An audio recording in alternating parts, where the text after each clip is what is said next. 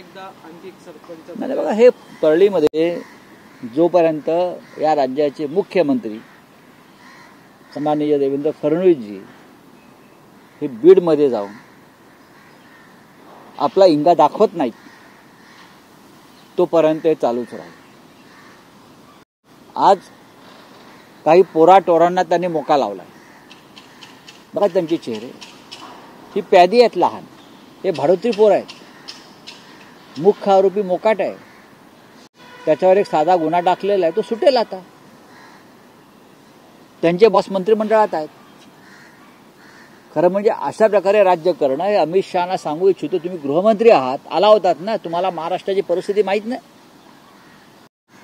हे राज्य चालवणं अशा प्रकारे गुंडांच्या मदतीनं, हीच या राज्याची गद्दारी आणि बेईमानी आहे. सर, सक्षम महिलांनी जर लाडकी बहीण योजनेचा लाभ घेतला तर त्यांच्यावर दंडात्मक कारवाई केली जाईल असं छगन भुजबळ. ठीक आहे, त्यांचा सरकारचा प्रश्न आतापर्यंत घेतला बोलिये. मुंबई महापालिकेच्या शेवटचा सामना संपादकीय के जरिए आज कांग्रेस को आईना